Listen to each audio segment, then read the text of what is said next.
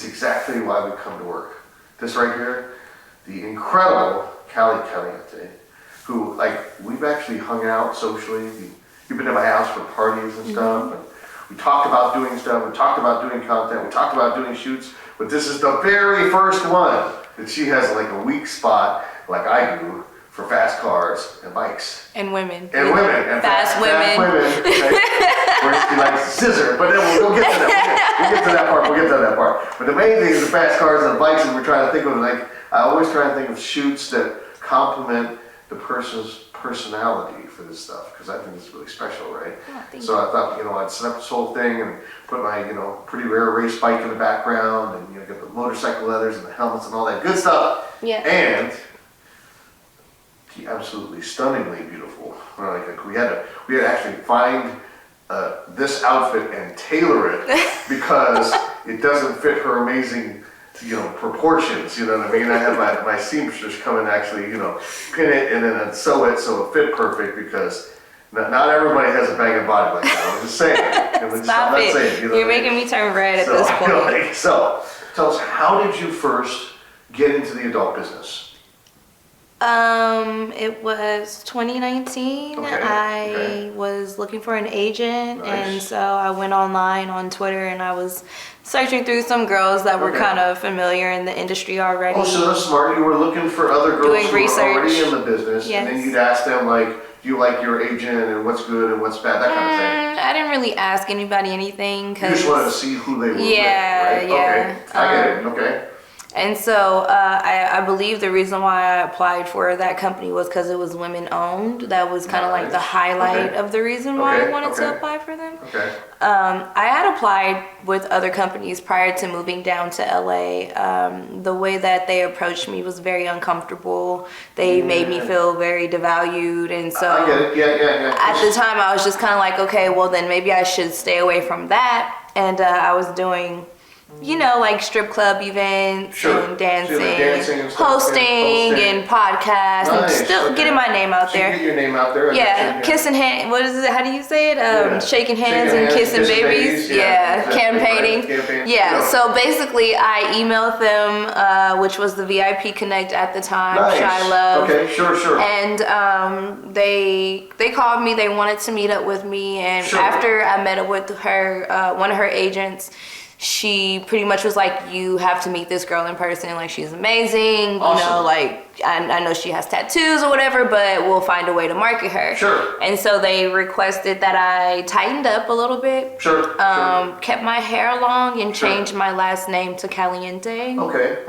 And then I went to AVN and actually signed for the first time at the booth. Nice. And I hadn't even shot my first porno yet. Cool, okay. So I got the experience to actually... buzz, right? Yeah, I created a buzz before I actually started shooting. Going, damn, man, look at that girl. She's hot. Okay. Yeah, gotcha. So that's pretty much how I started AVN 2020, shortly right before the world shut down. Pandemic. Right? Yeah. You're like, hey, welcome to the business. Okay, stay at home. Yeah, that's exactly. I was like, maybe I made a mistake, right?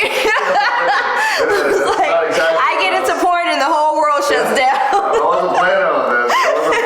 It's not exactly what, It's like, is that a sign? Did I make the wrong decision here? But apparently I made the right decision, because that's when a lot of us begin to excel in the industry, or at least I did. Because it created some opportunities for a lot of folks outside the normal revenue streams, which was, you wait for the phone call, somebody says, I'm going to book you for the scene, you drive over to them, they shoot the scene, and they make the money off of it, kind of thing, right?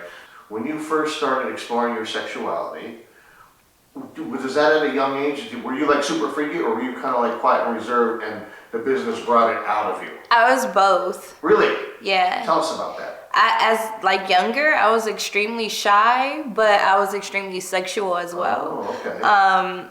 I always had a attraction to men, boys. Nice. Okay. Penis, I guess, and women, and women as well. Oh, and then, so was that before men that you noticed that you really would like to push up on a girl? No, it was just kind of like an equal balance. Like, I always found myself like crushing on boys, but I never crushed on women until I got older. Oh, yeah. Yeah, but like, you know how like your friends have sleepovers and you guys play like strip club movies? Strip club movies, or We're like, let's play the Players Club, right? Kissing for when you kiss boys later. And stripping right? for when you become a stripper later. I'm liking the sound of this. Where's the slumber party? Okay, Right? I'm really good feedback. I'm like, I should have these kind of slumber parties now. Yes, which I do. Yes, that's true. I do. I just had one last night. So I didn't get it. So I didn't want to tire you out before the shoot.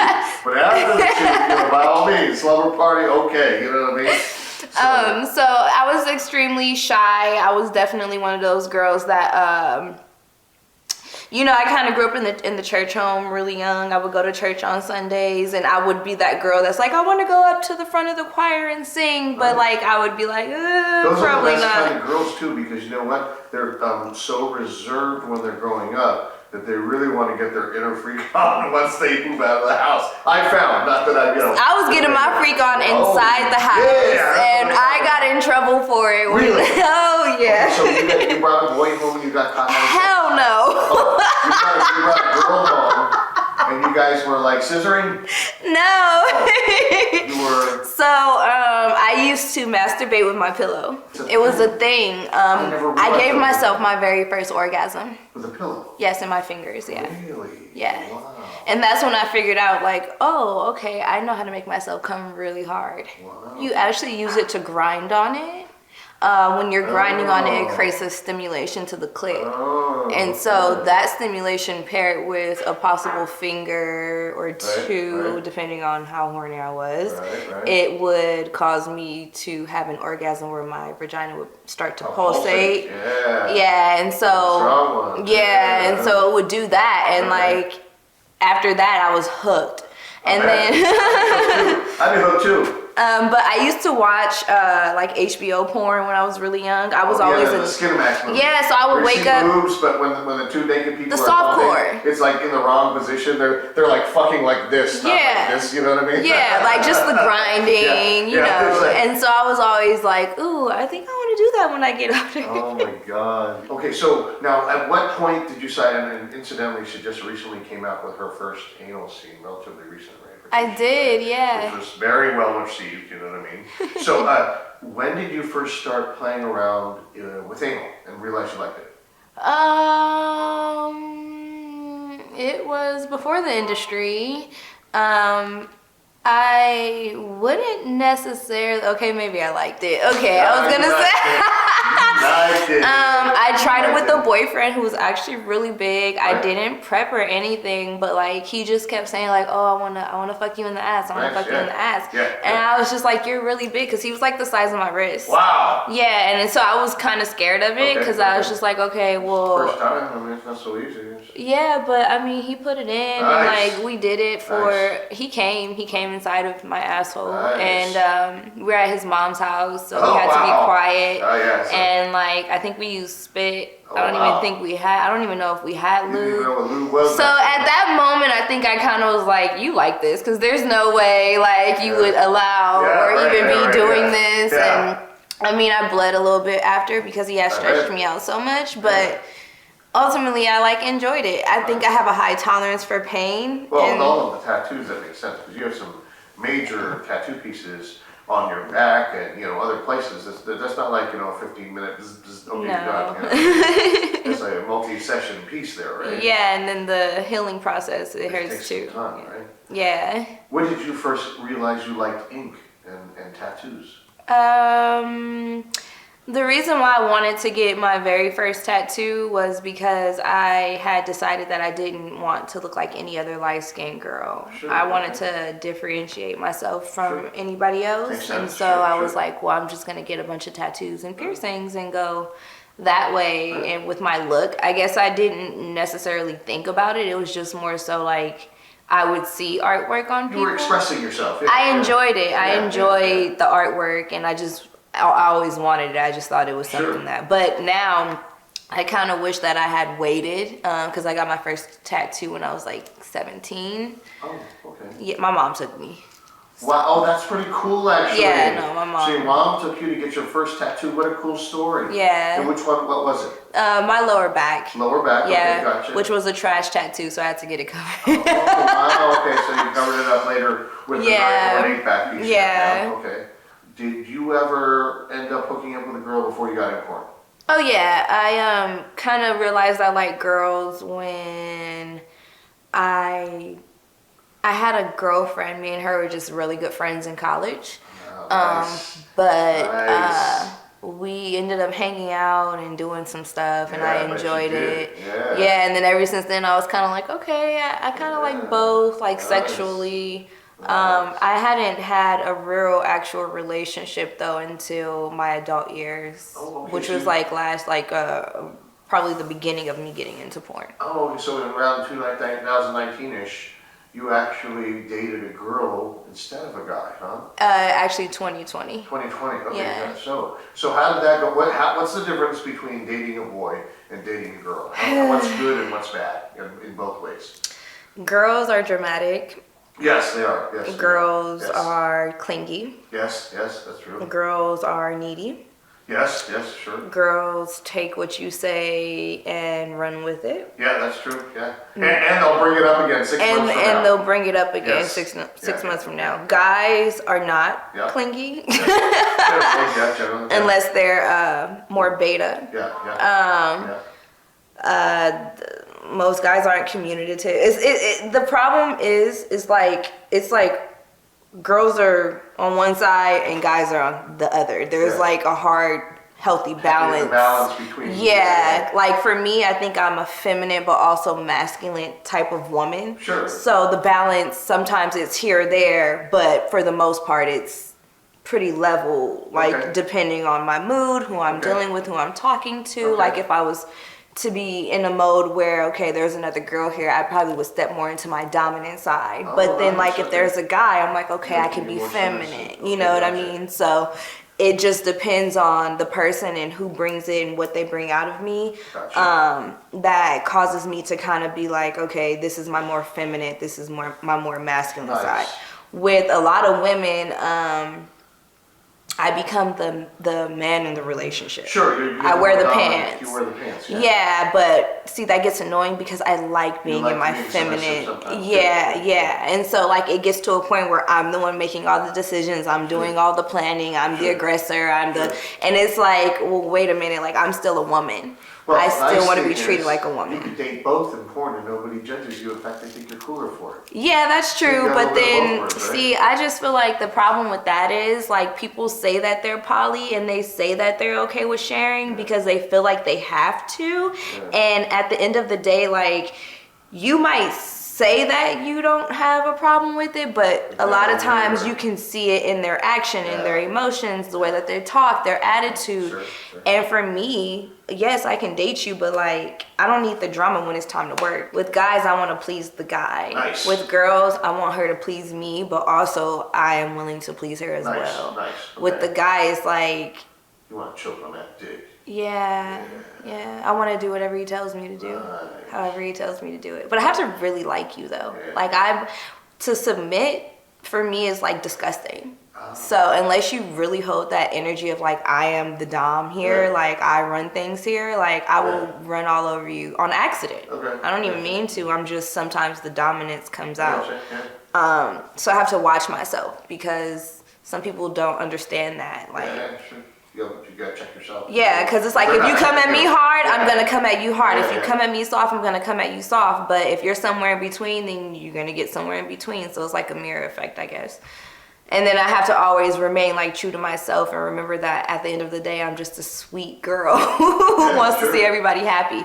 But I don't like juggling all those different emotions. So Now, what about threesomes? love threesomes. Now, your preferred off-camera threesome experience, is that 2 boys and you, a boy and a girl and you, 2 girls and you? What's the... I don't think I've ever thought about having a preference on that. I like people who want to have sex with other people. Yeah. I don't like when you're just doing it because your guy wants to do it or like you Yeah. know what I Oh, mean? I hate that like stuff, yeah. yeah, It's not even like worth having a if I can't bring a guy in, then you yeah. shouldn't be able to bring a girl in Yeah, because yeah. now we're just forcing a threesome because you want it, not because everybody wants it. Yeah. Fortunately for me, usually I'm the most wanted in the room, so Yeah. sometimes that's not an issue, but it can become an issue if the girl isn't confident Or comfortable. or comfortable. Yeah, and there's nothing worse than like trying to do a double BJ with a girl who's feeling awkward and she doesn't really know what to do or Exactly. It's like it's like, or if you're trying to have sex with the guy and he's trying to figure out who he's gonna nut in because he doesn't want, or who he's gonna kiss because he doesn't want someone else to feel.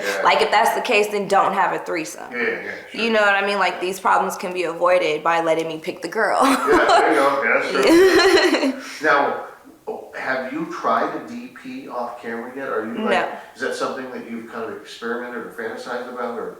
It's something I want to try. Yes, you just have to time and a place to kind of figure out the right mechanics.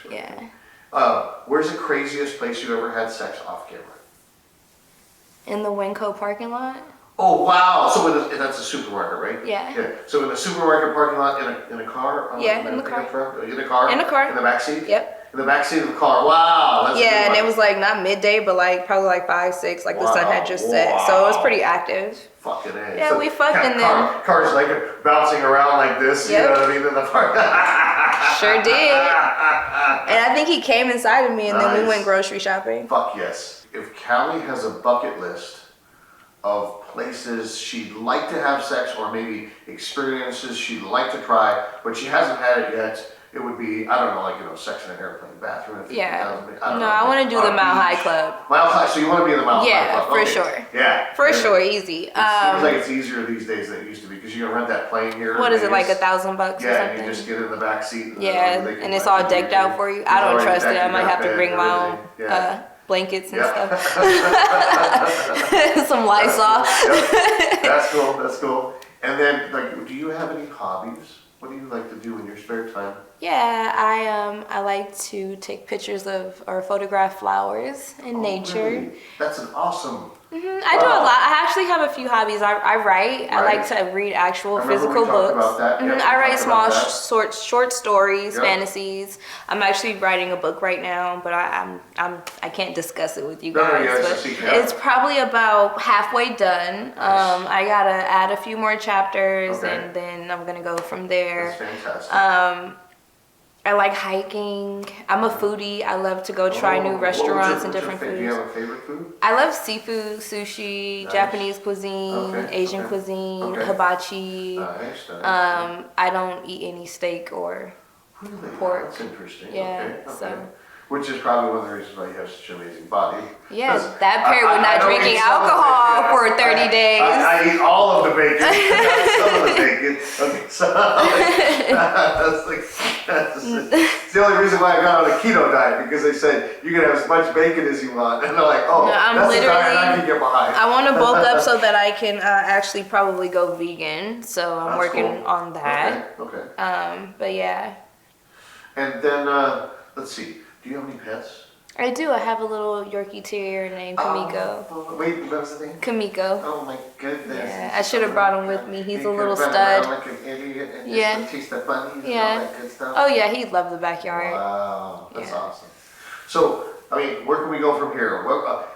After this amazing solo that you did with the interview and the amazing car pictures and the amazing solo pictures of you on the bike with fantastic, where can fans, or maybe new fans who just like, oh my God, I gotta see more of Callie, where can we see more of you on the interwebs? Like, what's your social media and all that stuff? All you have to do is Google the Cali Caliente or Cali Caliente. I should pop off. I'm gonna pop. I should pop up everywhere. Twitter, Instagram, the Cali Caliente, OnlyFans, the Cali Caliente, X videos, Cali Caliente, Pornhub, Cali Caliente. So all you have to do is Google me, and I'll pop right up. Well, thank you so much for spending this time with us today, and getting us this is actually better than just like a regular, run-of-the-mill interview. Like, people really get to kind of know a little bit more about you and, your personal life and what makes you tick and what you like and stuff. And then plus, can't wait for these pictures of the bike and the car. It's freaking amazing. You're so photogenic. I can't even describe it. I almost had a heart attack looking at the back of my camera. So, the one and only, absolutely amazing Cali Caliente. Oh, thank you. Thank you for having me. Bye.